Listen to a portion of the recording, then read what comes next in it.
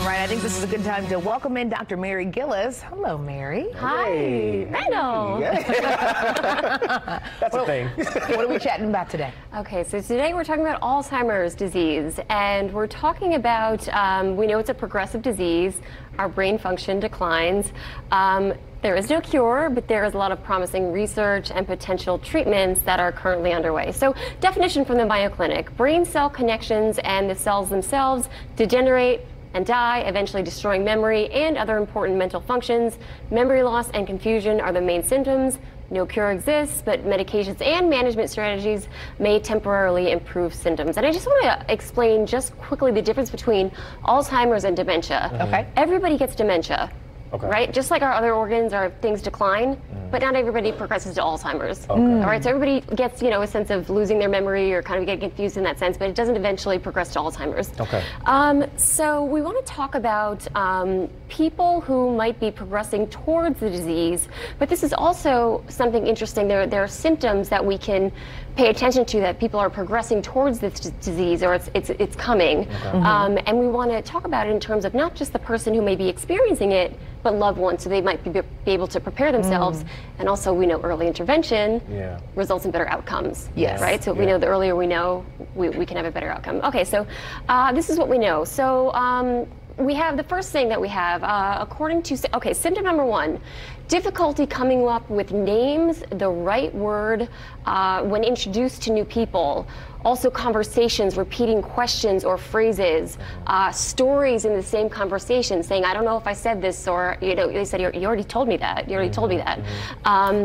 Losing train of thought, or difficulty organizing words coherently in sentences. That's sort of like the first thing. Difficulty sort of arranging sentences, and names is a big thing. Okay, so we want to pay attention to that. Okay, being less talkative, speaking less often, okay, but also at the same time, speaking profanities or using offensive language. Okay, so if someone doesn't like that, and you start to hear someone start to speak that way, you're going to want to, listen up and pay attention, and that's sort of a clue. With that, speaking less, maybe speaking about profanities, relying on more gestures in terms of, because the verbal is still there, but it's not being able to come out as processing. Yes, exactly. Okay, so also we have difficulty in a noisy environment, difficulty concentrating in a noisy environment, talking to other people. Okay. Sort of forgetting what other people say and sort of not being able to have that concentration. Okay, and then forgetting material that one has just read. Losing something, misplacing something. Where did I just put it? Where did that go? We all do that, okay? We all do that. Okay, so I just want to say that don't worry, right? I mean, we lose our keys, we lose our wallet all the time, but that's just, an early symptom that something may be coming up.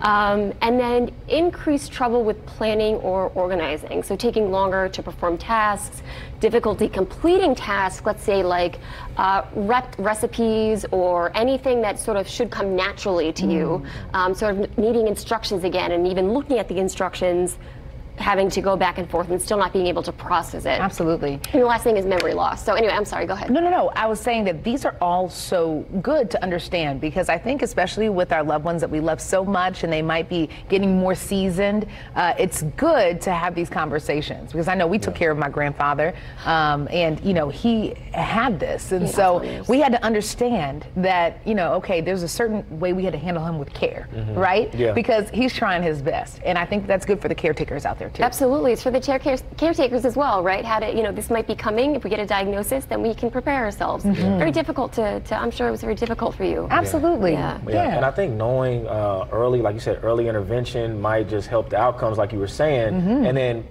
maybe keep people from panicking when they see some of these things happening to them, and it might come in spurts, like some of those things, but maybe if it's not all together, you don't have to worry. Right. We'll see. Right, we want to see sort of the pattern and the progression. Okay. Well, guys, thank you so much. Appreciate being here as always. Of course. Hey, thank you so much, Mary.